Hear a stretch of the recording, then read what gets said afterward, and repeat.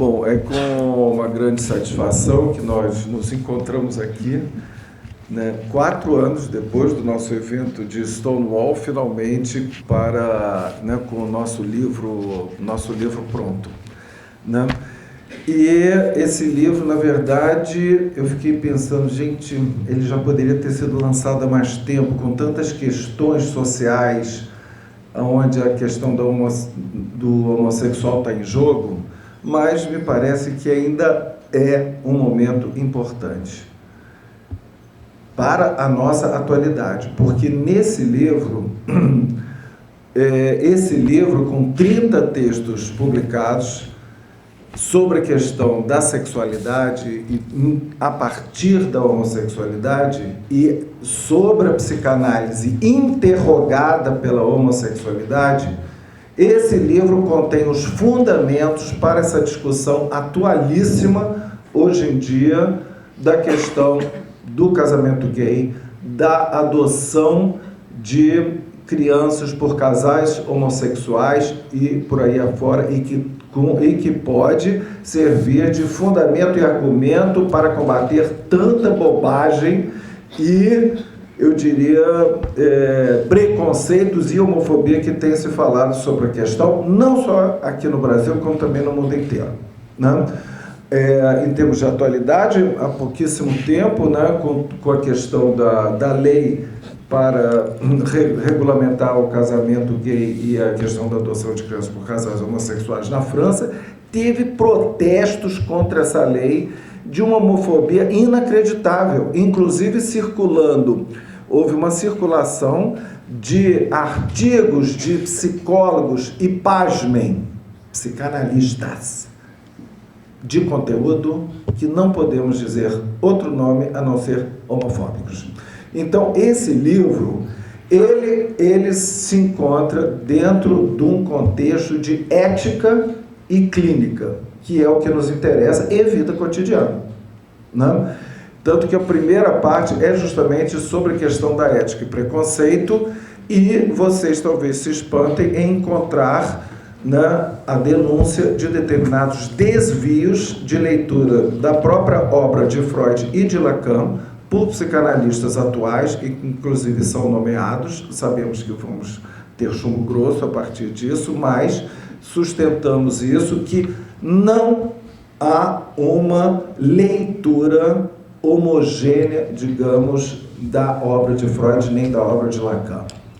Há leituras de determinados psicanalistas que tendem a serem leituras homofóbicas, podemos dizer. Não é à toa, inclusive, que isso está dentro da história da psicanálise. Ernest Jones, né, que foi um dos principais, chegou a ser presidente da IPA e muito, né, promoveu até a fuga do exílio de Freud. Ele era contra a formação contra homossexuais entrarem para a formação psicanalítica, aprovado por Anna Freud, que era homossexual, que viveu 40 anos com a Dorothy, né? É muito curioso. E, então, tem algo que, né, nós propomos com esses 30 textos, uma leitura que é ética, nós dizemos assim, e dentro de uma ética que mostra o quê? A diversidade da sexualidade, inclusive da homossexualidade, e é por isso que acentuamos o plural. Não existe a homossexualidade ou uma homossexualidade, ela é diversificada completamente, por isso que nós chamamos e insistimos as homossexualidades, né? A começar, né, como Luciana mesmo disse, Freud é categórico, né? Não há, né, quem não tenha sido ou será homossexual para Freud. Em que sentido? Não um homossexual, digamos, praticante, mas para Freud existe homossexual praticante, em termos da sexualidade, latentes e sublimados como sintoma, é extremamente variada esse conceito de homossexualidade, e é isso que, né, esse livro traz. colocamos na história de sua despatologização, porque a questão, né, como a Luciana acabou de mostrar esse panorama, né, na antiguidade era livre, não era uma questão homossexualidade. Depois foi pecado, crime, doença. E, pasmem, ela deixou de ser doença apenas em 1993, que a Organização Mundial de Saúde resolveu que a homossexualidade não era mais doença. Então, se Freud despatologiza a homossexualidade desde, podemos dizer, 1905, podemos, né, marcou esse marco dos 3 ensaios sobre a sexualidade, só há pouquíssimo tempo, em 1993, deixou de ser doença. Mas será que deixou mesmo? Se tivesse deixado totalmente, existiria um Feliciano como né, presidente lá da Comissão de Direitos Humanos? Existiria a proposta de cura gay, gente, que é recentíssimo, né, para voltar a uma normalidade? Pois bem, vocês vão encontrar o termo normal na obra de Freud, falando do heterossexual e às vezes até um anormal para o homossexual. Agora, isso tem que ser lido dentro do conjunto da obra de Freud. Para Freud, não é o normal em diferença com o patológico, é o normal da norma social vigente. Então, tudo que quando Freud diz que é o anormal, é que sai da norma social vigente. E, na verdade, o que Freud vai notar é que todo mundo sai da norma social vigente, porque cada um tem a sua particularidade, né, da sexualidade. Quer dizer, então, essa é uma questão extremamente atual que, por outro lado, como Marco Antônio, né, acentuou, né, há uma liberação de costumes, né, em termos da homossexualidade, né, uma permissividade e, por outro lado, uma resistência cada vez mais acentuada. Os homossexuais continuam sendo assassinados, não vão para a fogueira, mas são assassinados pelos pit boys, por pessoas que têm horror, né, o tal do homoterrorismo. Há um homoterrorismo, né, em relação a isso, né? Me lembro que na própria época que a gente fez aqui, sabe, homossexuais foram mortos na passeata, né, do movimento gay em São Paulo, né? E foram atacados, né? Então, a coisa, por um lado, é liberada e, por outro lado, é atacada, né? E o que nós tentamos trazer aqui nesse livro, que isso é uma questão que concerne a todo psicólogo e a todo psicanalista, porque não há análise que não passe por essa questão, inclusive para os heterossexuais. A questão homossexual passa por todo mundo. E a maneira como cada analista se posiciona em relação à teoria psicanalítica é que vai depender como é que ele vai dirigir esse tratamento, quando essa questão é abordada. Então, isso é absolutamente, né, fundamental. O que nós vemos é que Freud, o que ele propõe? Ele é bem claro, eu gosto muito disso, numa nota que ele tem nos 3 ensaios, o que ele diz? A psicanálise, ela privilegia muito mais a pulsão do que o objeto escolhido, né? Como os gregos. Então, Freud volta aos gregos, aonde o que é elogiado é o estado amoroso, é o estado de paixão e o estado de desejo. Inclusive, é uma expressão de Freud do início, né? Estado de desejo. Do que propriamente quem se escolhe, né? Quer dizer, você determinar que aquela pessoa é tal coisa por causa do objeto sexual que ela escolhe, né? Mesmo chamando homossexual, como Nádia acabou de mostrar, é você reduzir essa pessoa a uma característica dela, e isso é um procedimento racista, como chamar alguém de judeu, né, alguém de homossexual. Então vamos pensar também nisso, né? Que essa palavra é mortificante, como a Luciana diz, que as palavras mortificam porque enquadram aquele sujeito. Então, não há gays em análise. Não existe isso. Como foi, inclusive, o nome de um colóquio, de uma publicação de uma escola de psicanálise há uma década atrás na França. O que existe são sujeitos em análise, sujeitos desejantes, né? E isso é muito importante frisar, né? E outra coisa que está sendo bastante frisado aqui nessa mesa, eu estou achando bem interessante, cada um por um viés diferente, que eu vou também abordar essa questão, o que é o heterossexual, o que é o homossexual, né, para a psicanálise, né? E eu vou retomar uma coisa que eu falei na UFA, né? Uma citação também de Freud, né? Porque eu acho importante vocês lerem esse livro, porque nós retomamos uma leitura de Freud que vai contra algumas outras leituras de Freud, que dizem que Freud é machista, ou homofóbico, ou preconceituoso, ou não sei o quê. Essa é uma leitura que nós propomos aqui, todos esses 30 textos, e os autores foram escolhidos, e não foi à toa que esses autores que estão nos livros são os autores que nós compartilhamos, né, a leitura, né? Porque Freud chegou a considerar a homossexualidade um mistério e propôs nada mais, nada menos do que 10 teorias da homossexualidade. Então a gente já vê que não tem só uma. E várias teorias para a homossexualidade, várias teorias da homossexualidade masculina e feminina, e podemos dizer, cada sujeito aqui vai ter a sua teoria sexual. Tanto que Freud diz, né? As crianças começam cada um a inventar uma teoria sexual e depois cada um vai ter a sua particularidade sexual.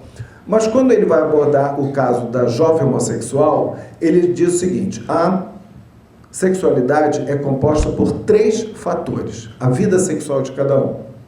Aí ele começa, primeiro, né, as características sexuais físicas. Podemos dizer, como Nadia acentuou, vamos dizer macho ou fêmea. Mas hoje, com cirurgia de transexual, você de repente pode mudar também isso, né? Então não vamos falar macho e fêmea, vamos falar XX e XY, né? Então, macho e fêmea, ou XX e XY, é uma característica que é um real, que não adianta, né?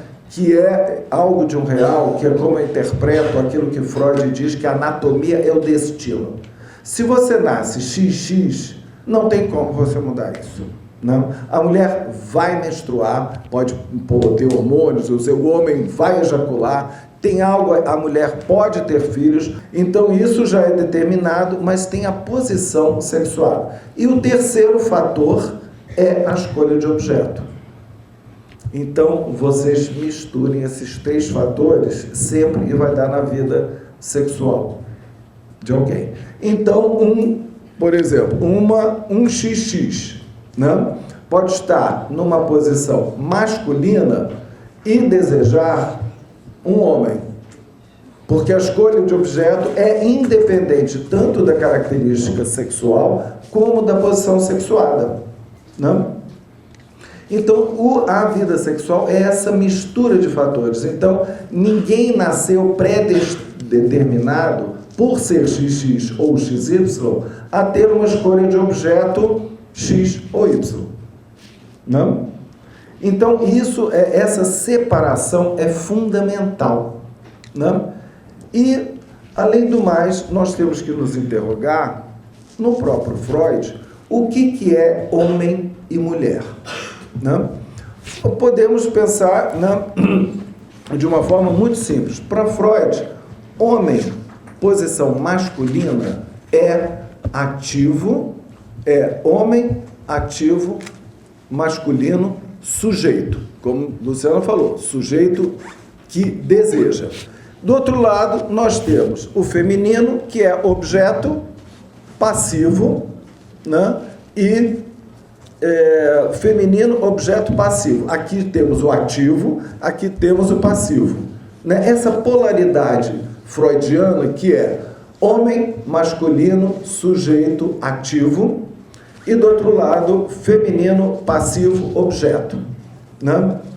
Homem e mulher pode estar nessa posição ou nessa. O que não quer dizer, né? Isso se nós sabemos ler Freud, que quando ele diz a posição do ativo e passivo, né? Então o ativo é o sujeito, passivo é o objeto. Quando você está na posição do objeto, você está numa posição feminina. Sem preconceito. É uma terminologia, é uma polaridade, né? Isso, às vezes, o movimento gay entende, é difícil entender. Não, são dois homens, não tem nenhum na posição feminina, que é isso, não sei o quê. Não, são duas mulheres, não tem ninguém na posição... Entende? Mas nós estamos falando daí de uma polaridade onde Lacan vai dizer que temos aí, então, a fantasia. Na fantasia tem sempre sujeito e objeto. Quando você vai para a cama com alguém, você não vai para a cama com aquela pessoa. Você vai reduzir aquela pessoa a um objeto que você vai comer, chupar, beijar, penetrar, parará. Tá entendendo? É esse objeto. Você está como sujeito. Aí daqui a pouco você está lá como passivão, querendo que o outro faça tudo com você. Aí você está como objeto, né? Mas quando tem dois sujeitos juntos, o que acontece? Ninguém vai para a cama, vai para o bar conversar. Tá entendendo? Não tem sexualidade. Tem que ter, vai bater um papo, vai fazer um cartel, vai estudar, vai fazer outra coisa, mas não rola sexo. Tem que ter, para ter a relação sexual, né, tem que ter essa polaridade do feminino e do masculino. Se são dois homens ou duas mulheres que estão aí, no sentido anatômico do termo, ou no sentido social do termo, não importa.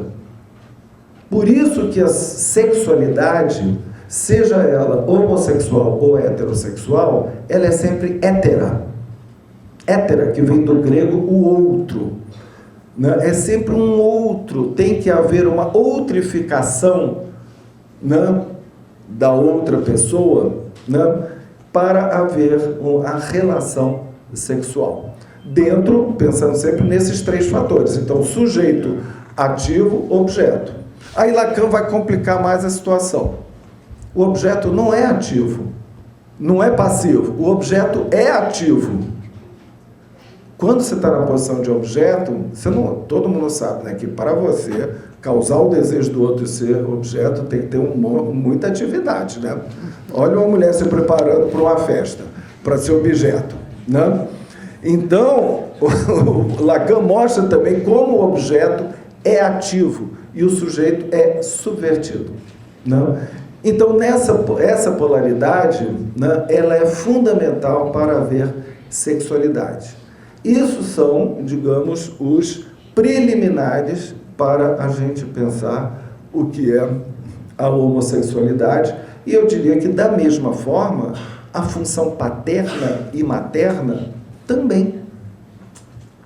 Quem garante que um XX vai ter uma boa função materna?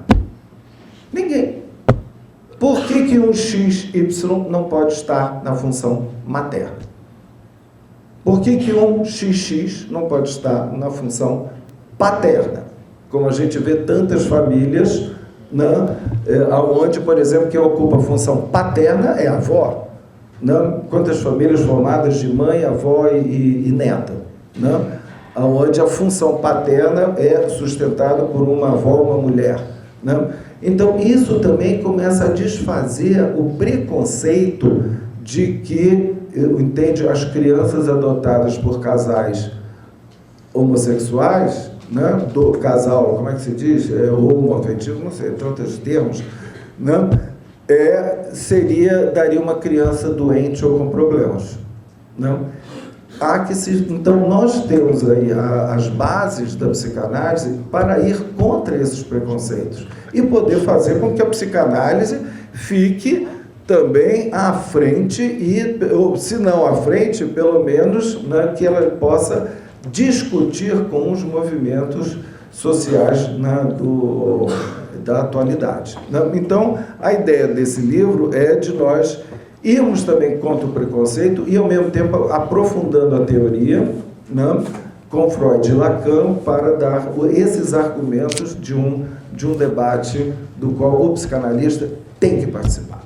Obrigado.